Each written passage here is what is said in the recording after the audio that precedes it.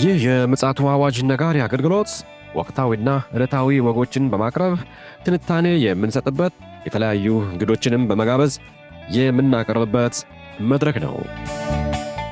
መረጃዎችን ያጠናከረ ይዞልን የሚመጣው ፓስተር አለማየሁ ነሙ ሲሆን ፕሮግራሙን የመራና መሰናዶውን ኤዲት በማድረግ ወደ እናንተ የሚያቀርበው ይልቃል አስራት ነው። መልካም ጊዜ። ሻሎም ሻሎም፣ ውድ የምፅዓቱ አዋጅ ነጋሪ አድማጮቻችን እንዴት ዋላችሁ? ዛሬ እንግዲህ ዕለቱ ሰኞ ነው። የሰኞን ደግሞ መረጃዎች ወደ እናንተ ለማቅረብ ከፓስተር አለማየሁ ጋር ተገናኝተናል። እንግዲህ መረጃዎችን አሰባስቦ ይዞልን እየመጣ በመጽሐፍ ቅዱስ እይታ እየፈተሸልን ከፍተኛ የሆነ የማንቂያ ደወል እየደወለልን ነውና ውድ አድማጮቻችን በማስተዋል በመስማት ከሚመጣው ቁጣ ከሚመጣው መከራ ከአውሬው መንግስት መዳፍ ለማምለጥ እንደነዚህ አይነት መረጃዎች ያገለግሉናልና ባካችሁን በማስተዋል እየሰማን ትውልዱንም በማስመለጥ ተግባር ውስጥ እንድንገባ የማሳሰቢያ ድምጽ ማሰማት እንወዳለን። እንግዲህ ፓስተር አለማየሁ ጋር ወደምናደርገው ውይይት ከመሄዳችን በፊት ተመልሰን እንመጣለን። ይልቃል አስራት ነኝ ከምፅዓቱ አዋጅ ነጋሪ አገልግሎት። እንግዲህ ውድ አድማጮቻችን በዓለማችን ዙሪያ እየተሰሙ ያሉ ክስተቶች ከፍተኛ የሆነ የማንቂያ ደወል እያሰሙን ነውና እንግዲህ ይህንን ደግሞ የማንቂያ ደወል ያሰማን አጠገቤ ፓስተር አለማየሁ አለ። ከእርሱ ጋር እንግዲህ ጥሩ ጊዜ ይኖረናል።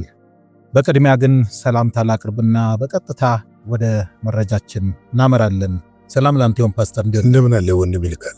እግዚአብሔር ይመስገን። እንግዲህ በትላንትናው ምሽት አንድ መረጃም ለአድማጮቻችን አቀብለናል። ዛሬ ደግሞ ያው አዲስ ቀን ነው። አዲስ መረጃም ይዘህልን መጥተሃል። በዓለማችን ጉዳይ አድማጮቻችን ግንዛቤ እንዲኖራቸው እስኪ መረጃህን አቀብለን። እንግዲህ በቅዳሜ ሌሊት ማለት ነው ለእሁድ አጥቢያ አሜሪካ ያው ቀን እንደሚሆን ታውቃለን። በአሜሪካ የመጀመሪያ ታሪክ ነው።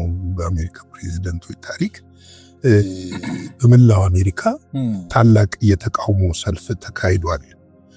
ይሄ የተቃውሞ ሰልፍ በጣም ከባድ እንደነበረና ዋይት ሃውስ፣ ኒውዮርክ፣ ዋሽንግተንን ሁሉንም 52 ስቴቶች ያዳረሰ ነው። ትንንሽ መንደሮችና ከተሞች ሁሉ ሳይቀር ተቃውሞ ነበረና ከ7.5 ሚሊዮን ሕዝብ በላይ ተገኝቷል ተብሏልና ምንድነው የተቃውሞ መንፈስ፣ የተቃውሞ ሐሳብ ምንድነው የሚለውን ነገር እንድናይ ያስገድደናል። እንድናይ የሚያስገድደን ስለ ተቃውሞ ለማውራት ሳይሆን ከተቃውሞ ጀርባ ምንድነው ያለው የሚለውን በደንብ መዳሰስ ስላለብን ነው። እንግዲህ አንደኛው የተቃውሞ ሐሳብ ምንድነው? ንጉስ አንፈልግም ነው። ንጉስ አንፈልግም ሲሉ ዶናልድ ትራምፕ ንጉስ ሆነውብናል ነው እና እኛ ንጉስ አንፈልግም፣ ዲሞክራሲያችንን አይሸርሽሩ፣ ዲሞክራሲያችንን ለዘመናት ጠብቀን ያኖርነው ነው፣ እጆትን ከዲሞክራሲያችን ላይ ያንሱ የሚሉ መፈክሮች ተንጸባርቀዋል። ይሄ ብቻ አይደለም፣ ስደተኞችንም ዌልካም ኑ ወደ አሜሪካ የሚል ጥሪም አቅርቧል በሰልፉ ላይ እና በሰልፉ ላይ የነበረው ሁኔታን ስንመለከተው እንግዲህ መጀመሪያ እሱን እንመልከት ብዬ ነው። ኒውዮርክ ከተማ ላይ ፖሊስ ማንም እንዳልታሰረ ገልጿል። ነገር ግን ምንድነው በጣም ከፍተኛ ህዝብ የወጡባቸው ከተሞች ላይ ሄሊኮፕተሮች እና ድሮኖች ሲያንጃብቡ ታይተዋል እና ይህንንም ዲሞክራሲ ተቃዋሚዎቹ በታሪክ ሆኖ የማያውቅ የሚል አንስተዋል።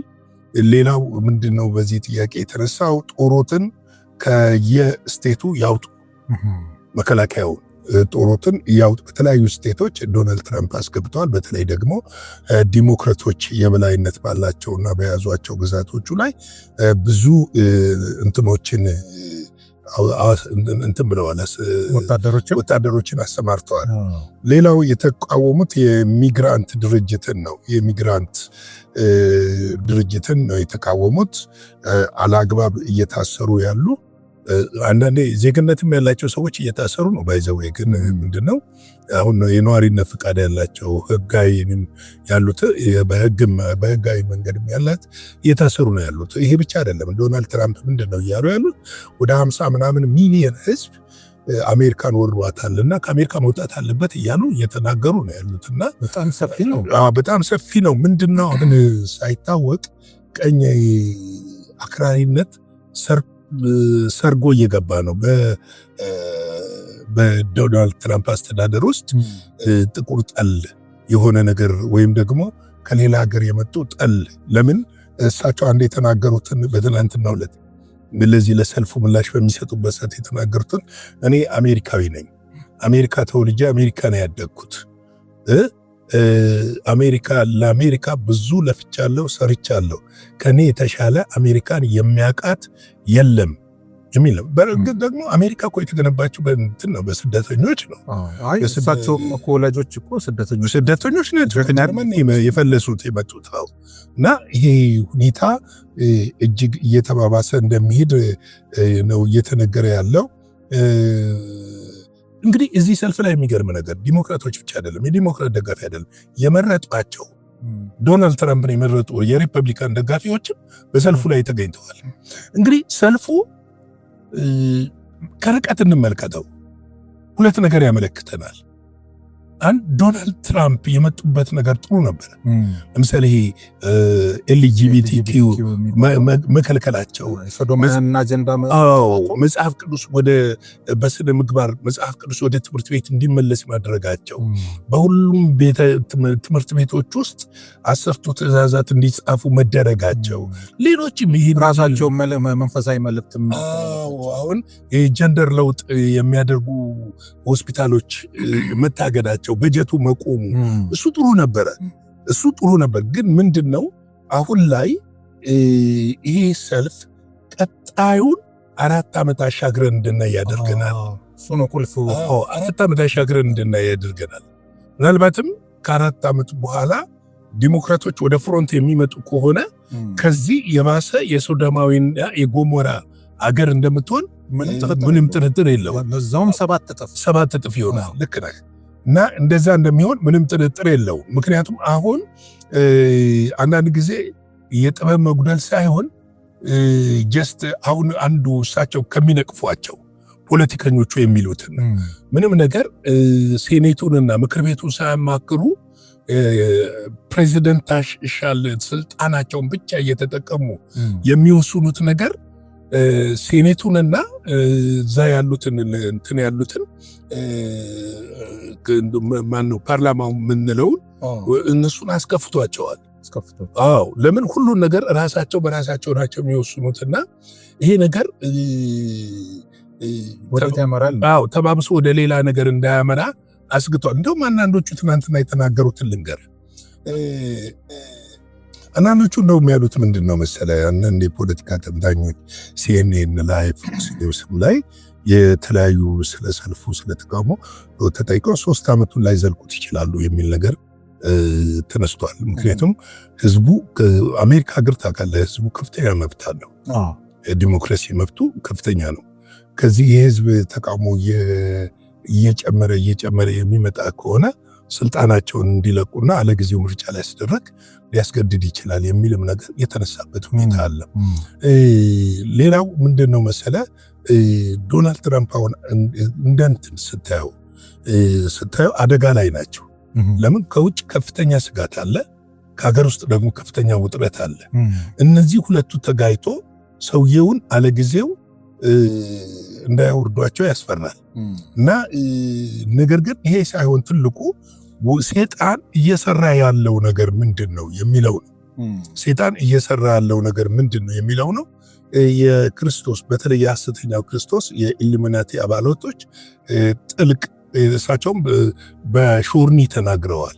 ይህንን እያደረገ ያለው ኤአይ ነው የሚል ሾርኒ ንግግር ተናግረዋል። ይሄ ማለታቸው ምን ማለት ነው? ጠቋሚ ነው፣ አመልካች ነው። ገብቷል። የጨለማው አባላቶች ምንም ድንጋይ የፈለገውን ነገር መፈንቀል ይችላሉ አሁን በዚህ ሰዓት። ስለዚህ ለምን እሳቸው እየሄዱበት ያለው መንገድ ብዙ ሰራተኞችን ከስራ አገልሏል። አስወጥቷል። ያ በአሜሪካ ታሪክ የመጀመሪያ ነው። የፌዴራል መንግስቱ ተዘግቷል። ከዚህ ተዘግቶ ያውቃል፣ እሱ እንትን አይደለም። ነገር ግን ብዙ ሰራተኞችን በተለያየ ጊዜ አቦይድ ያደረገ ነገር አለ፣ በጀት ለመቀነስ በሚል። ሌላው በውጭ ዓለም ላይ በውጭኛው ሀገሮች ላይ የታሪፍ በመጣላቸው በአሜሪካ ውስጥ የኑሮ ውድነት አለ፣ የዕቃ ዋጋ ጭማሪ አለ፣ ከፍተኛ የሆነ ቀውስ ውስጥ ነው ያለውና እነዚህ ነገሮች ተነስተው ደግሞ አሁን ደግሞ በዚህ ሰዓት ላይ እነ ቻይና ቤንዚን የሚያርከፈክፉ ከሆነ ለአሜሪካ አደጋ ነው። ምንም ጥያቄ የለውም። አያይዘ እንደው ፓስተር አንተም ስትናገር ትልቅ ቪው ነው ያመጣኸው። ምናልባትም ገብተዋል። አሁን ይሄ በመካከለኛው ምስራቅ የጀመሩት ይሄ ዲፕሎማሲያዊ ግንኙነት በተወሰነ መልኩም መስመር እየያዘ እንደሆነ ያው ግልጽ ነው። በተለይም ደግሞ ለዚህ ለቤተ መቅደሱ ግንባታ ወደፊት ግን እስራኤል ዋና አጋሯ አሜሪካ ናት። ሌላ አጋር ሀገር እንደሌላት ይታወቃል። እና አሁን ይሄ የዶናልድ ትራምፕ ክፍለ ጊዜ ካከተመ በኋላ በእኔ እምነት እስራኤል ጌታ ካልመጣ ሌጣዋን የምትቀር ነው ይመስለኝ። ጌታ ካልመጣ ልክ ነህ። አይ ግን ምን መሰለህ፣ አንድ በጣም እንዳንሸወድ የምንጠነቀቀው ነገር አለ። በየትኛውም የአሜሪካ ፕሬዝደንቶች ታሪክ እስራኤልን የተዋም የአሜሪካ ፕሬዝደንት የለም። ትንሽ የመጀመሪያው ምንድነው ከስድስቱ ቀን ጦርነት በኋላ በዛን ጊዜ ማናቸው ጂሚ ካርተር አይደሉም፣ ማናቸው ኒክሰን ሳይሆን አይ ቲንክ በፎርድ ዘመን መሰለኝ ካልተሳሳትኩ እንትን የካምፕ ዴቪድ ስምምነትን ያስማሙት ከካርተር ናቸው። አዎ ጂሚ ካርተር። አዎ በጂሚ ካርተር ጊዜ ብቻ ነው ትንሽ ለግብፅ አድልተዋል የሚል ነገር ይነሳ የነበረው እንጂ በየትኛውም ጊዜ ያ ስጋት አይሆንም። ግን አሁን ስጋት የሚሆነው ለአሜሪካውያን ለራሳቸው ከፍተኛ ስጋት ውስጥ ነው ያሉት። ከፍተኛ ቀውስ እንዳይነሳ እየተፈራ ነው ያለውና ምናልባትም በዲሞክራቶች ደግሞ አሁን ሪፐብሊካኖች እነዚህ ቀኝ ዘመሞች ዶናልድ ትራምፕን ደግፈው የሚወጡ ከሆነ ደግሞ የበለጠ አደጋ ነው የሚፈጠረው። ግን ያ ይሆናል ብዬ አልልም። ለምን አሁን በሪፐብሊካኖች ራሳቸው ዶናልድ ትራምፕን የመረጡት እየተጸጸቱ እንደሆነ ትናንትና ሲኤንኤን የተለያዩ ሚዲያዎች ቃለ መጠይቅ ሲያደርጉላቸው ነበር ሰልፉ ላይ ያሉትንና በጣም ነው እየተነደዱ። ትልልቅ አሮጊቶች ሽማግሌዎች ሲጠየቁ የመረጥነው ለዚህ አይደለም የሚል አይነት እንድምታ ያለው ንግግር ተናግረዋል። ለምን ይሄንን ፖይንት እንዳነሳውልህ ታውቃለህ ፓስተር? የእግዚአብሔር አጀንዳ ምንድነው ብለን እኛ ልክ እንደ ባለ አእምሮ መንፈሳዊንም አንደምታውንም መፈተሽ አለብን። ምክንያቱም እግዚአብሔር አጀንዳ ስላለው ጌታ ኢየሱስ ከመምጣቱ በፊት መፈጸም ያለባቸው ትንቢቶች ስላሉ ያንን ደግሞ አስፈጻሚ ደግሞ አለ። እሳቸው ልክ ንጉሥ ዳዊትም እኮ በጊዜው ብዙ ስህተቶችን ይፈጽም ነበር፣ ግን የእግዚአብሔርንም ሐሳብ ያስኬድ ነበር። ልክ እንደዛው ዶናልድ ትራምፕ ይሄንን ያደርጋሉ ብዬ ነው በእኔ በግሌ የማምነው። ጊዜው ሲደርስ ያው የምናየው ይሆናል። አሁን እንግዲህ የምናየው ይሆናል። ምክንያቱም ዓለም ተጨባጭ አይደለችም፣ የሚጨብጠው ነገር አይደለም። ዛሬ የሆነው ነገ ሊቀየር ይችላል። የተለያየ መንገድ እሳቸውም ሊነቁ ይችላሉ፣ ኮንሽስ ሊሆኑና አንዳንድ ፖሊሲያቸውን ሪቫይዝድ ሊያደርጉትም ይችላሉ። ምንም ያለ ነገር ስለሆነ ማለት ነው። ስለዚህ እኛ ግን ምን እናደርግ? ዓለም ይሄ ነው፣ ዘመኑ ይሄ ነው፣ ጊዜው ይሄ ነው። እኛ ግን ተዘጋጅተናል ወይ? እኛ ግን ከክርስቶስ ጋር ነን ያለነው ወይንስ ሊጠፋ ከተዘጋጀው ዓለም ጋር ነን ያለነው? የትኛው ጋር ነው ያለነው? ቀኑ እንደደረሰ ዘመኑ እንደደረሰ ማወቅ ያስፈልጋናል። ዘመንን ለመዋጀት በዘመን ላይ የበላይ ለመሆን በዘመን መካከል ወንጌልን ለመስራት ዘመንን ማወቅና መረዳት ያስፈልጋል እላለሁ። እንግዲህ ቅዱሳን ወገኖቼ ለቀን ያለኝ መረጃ ይሄ ነው። ላይክ፣ ሼር፣ ሰብስክራይብ እያደረጋችሁ አገልግሎታችንን በጎፈንድሚ እንዲሁም በተለያዩ አካውንቶች እንድትደግፉ በጌታ ፍቅር ጠይቃችኋለሁ። የእናንተ አንዲት ጠጠር መወርወር እኛን ወደፊት ያስፈነጥረናልና ጌታ ኢየሱስ ይባርካችሁ። መልካም ቀን። ሻሎም። እግዚአብሔር አብስቶ ይባርክ ፓስተር። በጣም ቁልፍ ጥያቄ ነው እንግዲህ ወደ መጨረሻው ያቀረብክልን። እንግዲህ የሚነቃ ሰው ካለ ይህንን አስተውሎ የሚሄድ ካለ በእውነት ከሚመጣው ቁጣና ከአውሬው መዳፍ የሚያመልጥበትን መንገድ አመቻችቷል ማለት ነው። በተለይም ደግሞ በምድራችን ያሉ አብያተ ክርስቲያናት መድረኮቻቸው በሙሉ በዚህ በጌታ ኢየሱስ ክርስቶስ መምጣት ዙሪያ ቢሞላ በጣም በጣም እንመክራለን።